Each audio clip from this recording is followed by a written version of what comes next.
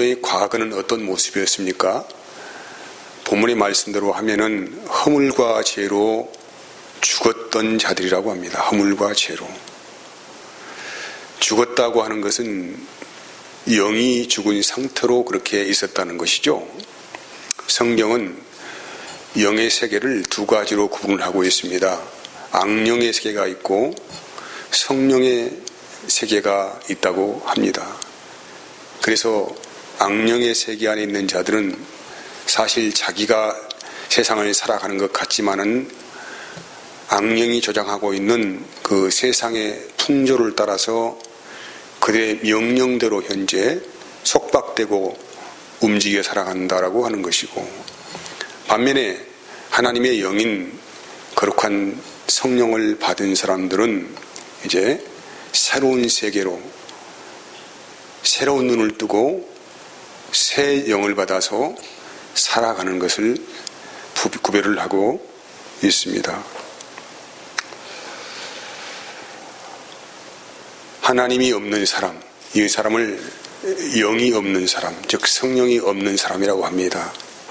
성령이 없는 사람은 그래서 하나님을 전혀 인식할 수 있는 모든 기능이 다 그렇게 죽어버린 상태이기 때문에 전혀 영적인 세계를 알 수가 없을 뿐만 아니라 하나님을 인식하지 못하고 있기 때문에 이 세상이 전부인 것만 알고 그렇게 살아갈 뿐입니다.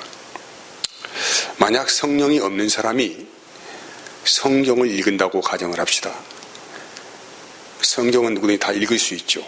성령이 있는 사람이든 성령이 없는 사람이든 다 성경을 읽을 수가 있는데, 성령이 없는 사람이 성경을 읽게 되면은 하나님의 말씀을 이해를 하고 받아들일 수 있겠느냐라고 물을 때에 정답은 전혀 이해할 수도 없고 받아들일 수도 없다는 것입니다.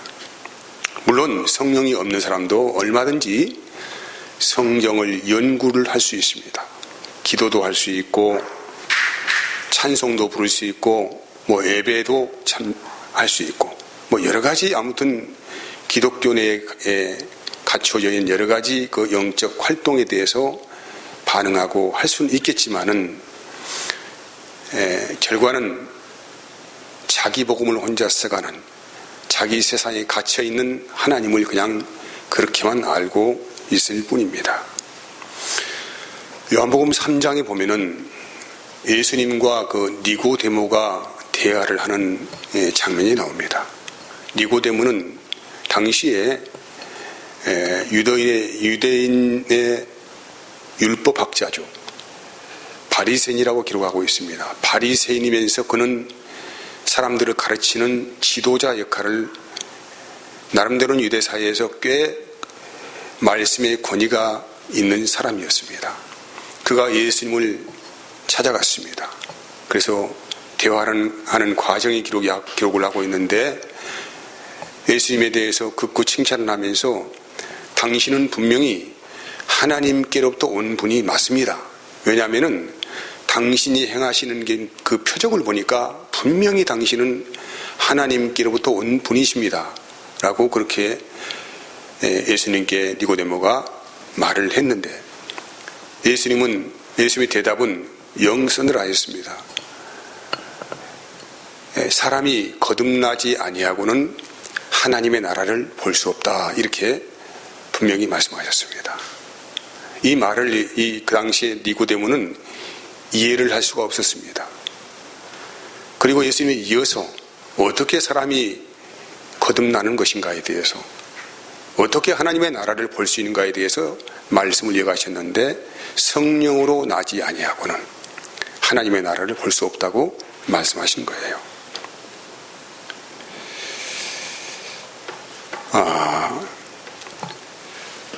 여러분, 우리가 오늘날 하나님을 내 인간 스스로의 노력과 힘으로 누가 알 수 있다고 한다면 이 사람은 분명히 사람이 아닐 것입니다. 왜냐하면 하나님의 영이 없는 사람이 하나님을 알 수 있는 길은 세상 어디에도 주어져 있지 않기 때문에 그렇습니다. 그래서 여러분 구원의 길이라고 하는 것은 전적으로 하나님께서 그 길을 열어주셔야 하는 것이죠. 왜? 인간의 영은 죽은 상태이니까 하나님께서 전적으로 그 길을 열어주시고 구원의 은혜를 베풀어 주셔야만이 우리가 받을 수 있는 그런 복이 되는 것입니다. 그것을 뭐라고 표현하냐면은 하나님께서 그 길을 열어주시는 방법이 있는데 그것은 우리 마음에 성령을 부어주시는 일이다라고 하는 거예요. 성령은 하나님으로부터 부어지는 영입니다. 이 성령 받지 아니하고는 하나님을 알 수 있는 길이 전혀 없다는 것에 대해서 말씀을 분명히 하고 있는 것이죠. 그래서 여러분 성령 받은 사람을 다른 말로 그래서 구원을 얻은 사람이라고 합니다. 구원을 얻은 사람. 성령 받은 사람과 구원을 얻은 사람은 동일한 말의 의미를 가지고 있습니다. 또 다른 말로 성령 받은 사람을 성령 세례 받은 사람이다라고 합니다. 성령 세례라고 하는 것은 단어 말 그대로 더러움에서 깨끗하게 씻음을 받은 사람이죠. 과거에는 육의 사람이어서 땅의 일만 생각하였고 세상의 풍조를 따라 불순종의 역사는 영의 지시를 따라갔던 사람이에요. 이걸 더러운 상태라고, 영이 죽은 상태라고 말하는 거예요. 근데 이 사람이 하나님의 은혜를 입었다는 것입니다.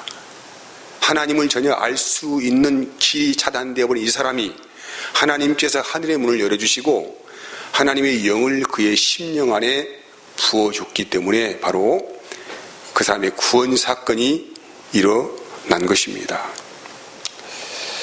근데 이 하나님이 성령을 부어주시는 일은 그냥 어느 날 갑자기 아무 계획도 없이 무작정 하신 일이 아니고 이것은 철저하게 하나님께서 모든 일의 전 과정을 아주 섬세하시게 다루시고 계획하여 주시어서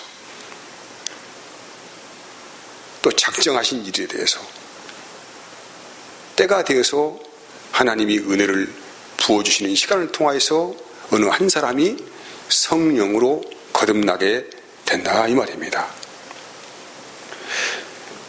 이것이 아니고 하나님께서 그냥 인간상을 가만히 들여다보다가 누가 좀 쓸만하고 괜찮은 사람이 있으면은 내가 저 사람에게 성령을 부어주셔 나를 알게 해야 되겠다. 아니면은 저 사람이 좀 착하고 정직하고 진실하고 꽤 그럴듯한 사람이니까는 내가 저 사람을 구원시켜야 되겠다. 이런 것이 아니라는 거예요. 인간의 차원에서는 항상 어떤 선입감이 있냐면은 저 사람은 너무 악한 사람이라서 구원의 대상이 아니다. 이렇게 판단할 수가 있습니다. 저 정도 선한 사람은 하나님을 믿어야 돼. 이렇게 생각할 수 있는데 전혀 주님은 그런 걸 다 무시해서 해버리시고 이미 창세전에 약속하신 그 일에 대해서 구원받기로 작정된 자들에게만 하나님의 은혜를 전적으로 부어주신다라고 하는 것입니다. 이 말을 조금 어려운 말로 하나님이 새 언약을 하셨다. 약속하셨다. 새로운 약속을 하셨다라는 거예요. 그 언약의 중심에는 누가 있냐면은 예수 그리스도가 계신다는 것입니다. 그래서 여러분 구약의 모든 성경의 기록의 사건들은 이미 하나님의 그 구원 계획에 대해서 현재 진행하고 있다는 과정들을 보여준 것입니다. 현재 하나님의 구원 계획이 차질이 없이 전혀 어떤 막힘이 없이 잘 형통하게 지금 현재 이 시간과 역사 속 안에서 조금도 목표치를 벗어나지 아니하고 정확하게 현재 진행되어져 가고 있다. 라는 것을 구약을 통하여서 아주 면밀하게 하나님께서 보여주고 있는 과정이다. 이렇게 말씀을 할 수가 있습니다. 새 언약이라고 하는 것은 인간 타락과 더불어서 창세기부터 시작된 하나님의 구원 계획의 역사적 섭리 안에 모든 것이 다 포함되어 있습니다.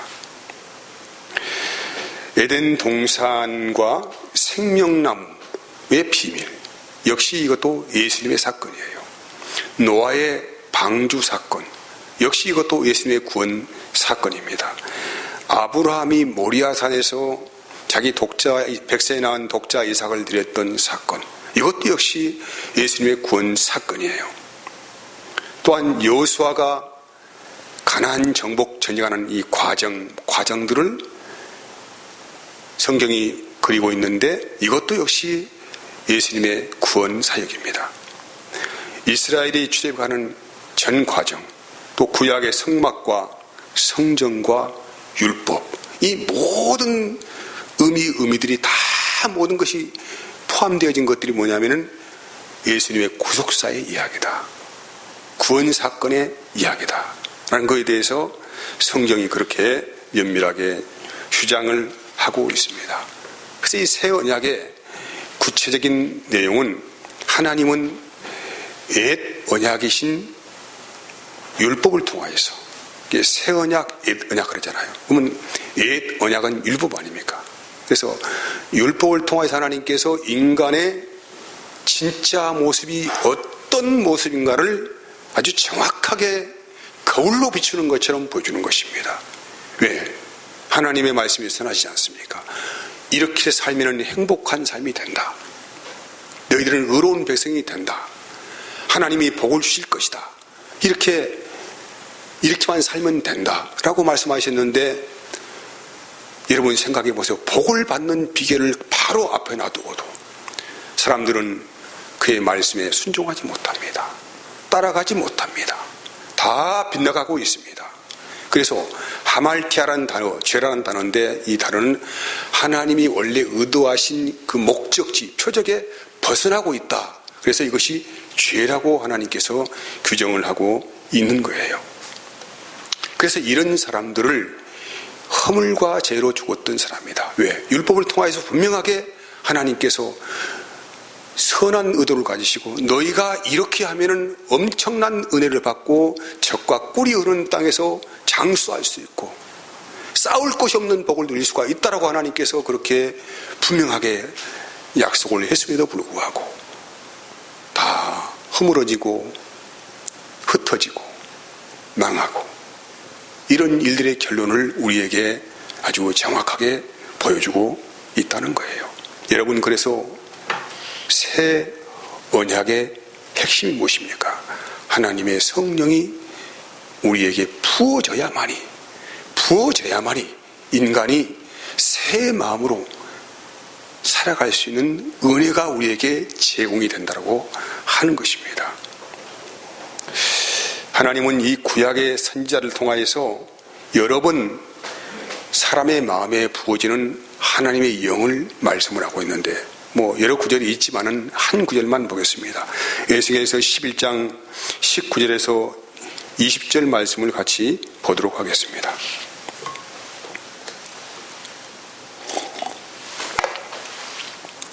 같이 한번 읽어봅시다. 내가 그들에게 한 마음을 주고 그 속에 새 영을 주며 그 몸에서 돌 같은 마음을 제거하고 살처럼 부드러운 마음을 주어 내 율례를 따르며 내 규례를 지켜 행하게 하리니 그들은 내 백성이 되고 나는 그들의 하나님이 되리라. 여기에 내 규례를 따르게 하겠다고 하는 것은 율법을 따르게 하겠다는 것이 아니고 새 계명인 사랑의 법을 따르게 하겠다, 이 말씀으로 해석이 됩니다. 사람이 새롭게 되는 일은 인간의 노력으로 되는 일은 전혀 아닙니다. 포기하셔야 합니다. 내가 내 의지로 새로운 세상을 살아봐야 되겠다, 이런 혹시 생각이나 계획이 있다고 하신다면 여기에서 아예 포기를 하십시오. 아예 포기를 하시라고요. 지금까지 인류의 역사가 얼마나 진행이 되었는지는 정확히 알 수는 없지만은 수많은 사람들이 새로운 삶에 도전을 하고 새로운 영역에 도전을 하고 있습니다. 그 새로운 영역이 영적인 세계입니다. 그런데 아무리 인간이 노력하고 연구한다고 할지라도 새 세계에서 제공되어지는 하나님의 나라는 전혀 볼 수가 없기도 하고 인식할 수도 없다는 거예요. 하나님부터 이 영을 받아야 합니다. 그래서 여러분, 예수님께서 말씀하시는 거예요. 예수님께서 복음서에 보면은 뭐 병자들을 치료하고 수경들의 눈을 뜨게, 귀를 또 듣게 하고, 벙어리를 말을 하게 하고, 전력발이를 고치시고, 죽은 자를 살려내고, 이 모든 일들은 하나님이 예수님을 통하여 그 이루실 진정한 하나님의 나라의 모습을 그대로 재현시켜서 보여주고 있습니다. 이 표적들을 보고 너희는 어떻게 사람이 새 생명으로 거듭나게 되는 것인가에 대해서 알게 하시려고 미리 그 증거들을 보여주신 거란 말이죠. 예수님이 십자가에 달리기 전에 전날 밤에 제자들을 다 모아놓고 이제 떡을 떼고 잔을 나누는 식사를 했습니다. 그때 예수님께서 떡을 떼어주시면서 잔을 나누시면서 이렇게 말씀하신 거예요. 봅시다. 누가복음 22장 17절에서 20절까지 말씀이에요. 이에 잔을 받으사 감사 기도하시고 이르시되 이것을 갖다가 너희끼리 나누라. 내가 너희에게 이르노니 내가 이제부터 하나님의 나라가 임할 때까지 포도나무에서 난 것을 다시 마시지 아니하리라 하시고 또 떡을 가져 감사 기도하시고 떼어 그들에게 주시며 이르시되 이것은 너희를 위하여 주는 내 몸이라. 너희가 이를 행하여 나를 기념하라 하시고 저녁 먹은 후에도 잔도 그와 같이 하여 이르시되 이 잔은 내 피로 세우는 뭐라고 했어요? 새 언약이니 곧 너희를 위하여 붓는 것이라 라고 합니다. 예수님께서 하나님께서 약속하신 전 과정을 이루시는 분으로 오셨습니다. 그리고 자신은 십자가에서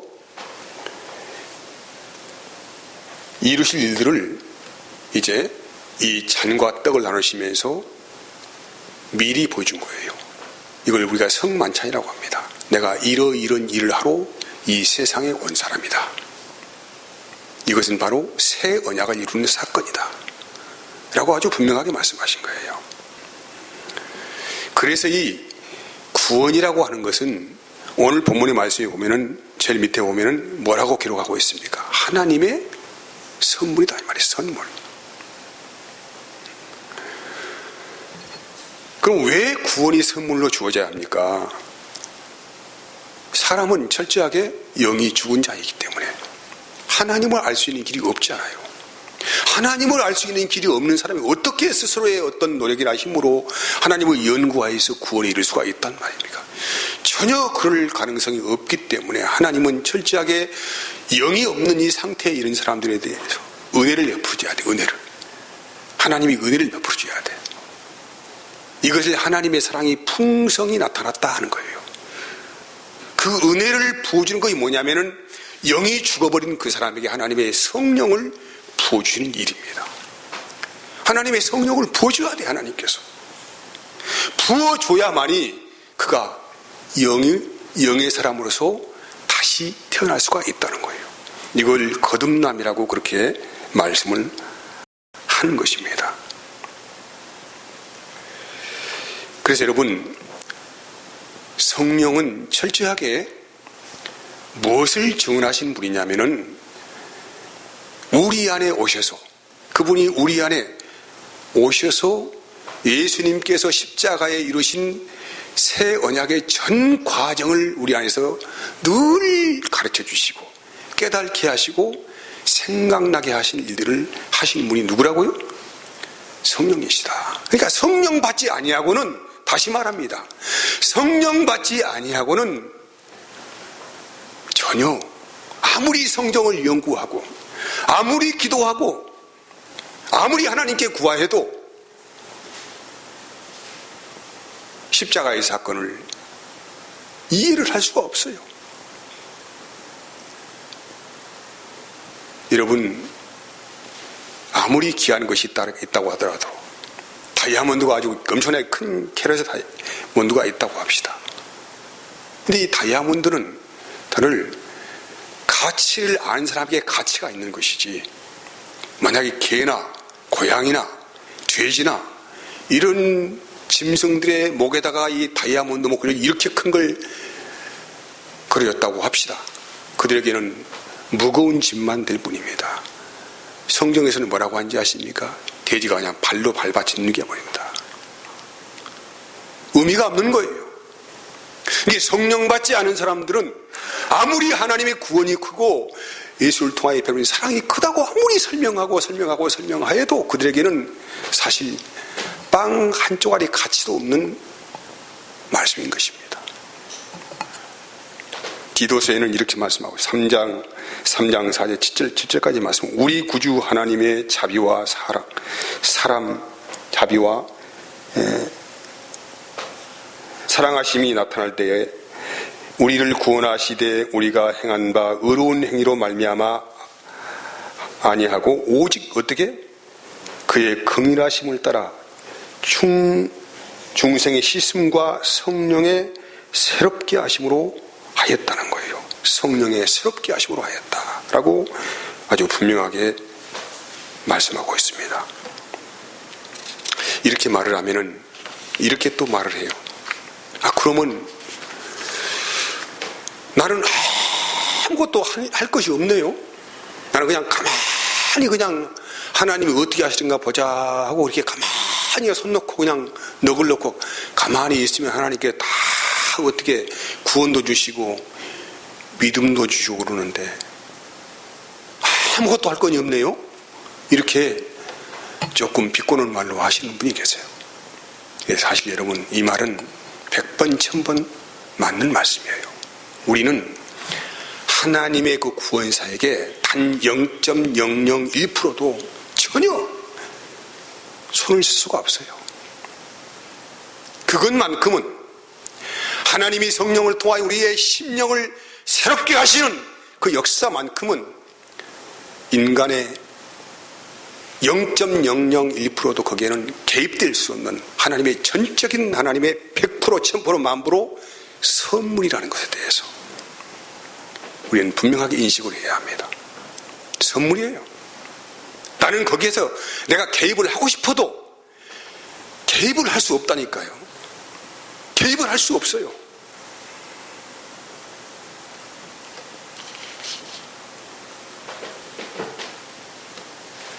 그런데 여기에 이제 그러면은 끝으로 덧붙이는 말씀을 해보겠습니다.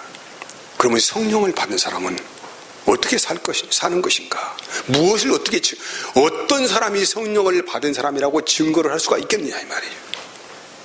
인간의 외형적인 모습을 보고 뭐 착하다, 뭐 어쩌다 그런 것을 가지고 하는 건 아니잖아요.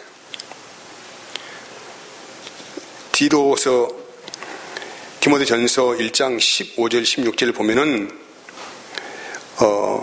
이렇게 기록하고, mit보다 모든 사람이 받을 만한 이 말이여, 그리스도 예수께서 죄인을 구원하시려고 세상에 임하셨다 하였도다. 만일 죄인 중에 내가 괴순이라. 그러나 내가 긍휼을 입은 까닭은 예수 그리스도께서 내가 먼저 일체 오래 참으심을 보이사 후에 주를 믿어 영생 얻는 자들에게는 본이 되게 하려 하심이라고 합니다. 바울의 과거와 현재의 모습이에요. 과거 바울의 모습은 그리스도인들을 너무나도 괴롭히는 사람이었어요. 핍박하는 자의 대명사가 사도 바울이에요. 근데 그가 하나님의 은혜 가운데서 은혜의 계획 안에서 길을 가다가 갑자기 하나님의 은혜가 임하여서 성령의 빛을 보게 된 것이란 말이죠. 성령의 빛을 받았어요. 그는 거꾸로졌습니다. 그때 비로소 그가 영적인 눈이 떠져서 이제 주님의 세계가 보이기 시작한 것입니다. 그래서 하나님께서 나 같은 자를 나같이 죄인 중에 그냥 죄인이 아니고 죄인 중에 괴수의 역할을 하는 나 같은 사람을 하나님께서 구원하여서 하나님의 사도로 세운 것은 나로 하여금 모든 사람들의 모델 케이스가 되게 하신 것이다. 여기는 본이 되게 하시려 하십니다. 무슨 얘기인지 아세요? 나같이 예수 믿는 사람을 핍박하고 못 살게 하는 이런 사람들도 하나님의 자비하신 공의 안에서 구원을 얻었다는 것을 보여주게 하시려고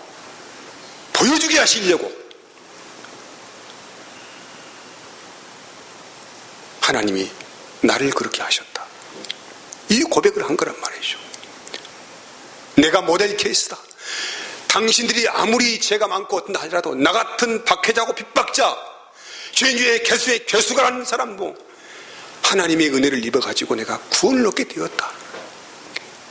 요 본을 보이게 하시려고, 모델로 세우시려고 하나님께서 바울을 그렇게 하신 것이 아니냐 라고 하는 것입니다. 그래서 바울 사도의 고백은 뭐라고 합니까? 나의 나된 것은 하나님의 은혜다. 하나님의 은혜다. 은혜라고 하는 것은 본인 자신이 그걸 어떻게 0.001%도 노력할 것이 없다는 거예요. 아무것도 한 것이 없어. 그냥 그 사람은 그냥 그날 또 여전히 뭘 하고 하러 다녔습니까? 예수 믿는 사람 그리스도를 잡아 죽이려고 지금 뛰어가고 있다 이 말이에요. 그리스도인이 되려고 생각도 안 했어. 근데 그가 하나님의 그 섭리적 은혜 안에서 구원을 얻었다 이 말이야. 그래서 나의 나된 것은 뭐라고요? 하나님의 은혜다 라고 그렇게 말씀하신 거예요.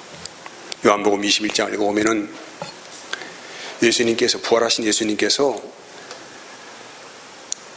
디베랴 바닷가에서 고기를 잡고 있는 제자들을 찾아가셨는데 특별히 베드로를 부셨습니다.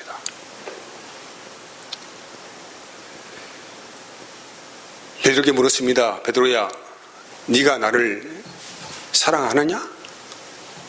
이것도 3번이나 연거푸 물으셨어요. 사랑하느냐? 사랑하느냐? 베드로는 사실 할 말이 없습니다. 그냥 매갈이 없게 어디다 눈동자 맞힐 방법이 없이 주님도 쳐다보지 못하고 부끄러운 모습으로 내가 주님 사랑하는 줄을 주님이 아십니다. 이렇게밖에 말을 못했어요. 왜 그런지 아세요? 과거의 베드로의 모습은 어떤 모습이었어요? 제자들 앞에서, 주님 앞에서 눈을 똑바로 쳐다보고 주님이 어떠한 일을 당한다 할지라도 내가 죽을지언정 절대 주님을 떠나지 않겠습니다. 맹세했어요. 근데 그가 예수님이 십자가에 붙잡히기 전에 잡히시고 신문받던 그 장소에서 먼 발치에서 예수님 바라보시면서 예수님이 욕했습니다. 저주했습니다. 나는 예수의 제자가 아니라고 걷고 부인했습니다.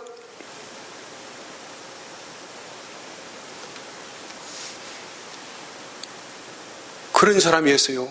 근데 이제 부활하신 예수님께서 오셔가지고 물어보는 거예요. 베드로야, 네가 나를 사랑하느냐? 이제 베드로는 과거에 그렇게 힘있게 말했던 용기는 다 사라지고 얼떨떨하면서 내가 주님 사랑하는 줄 주님이 아시잖아요. 주님이 말씀하십니다. 베드로야, 내 양을 먹이라, 쉬라. 왜 이렇게 말씀하셨습니까?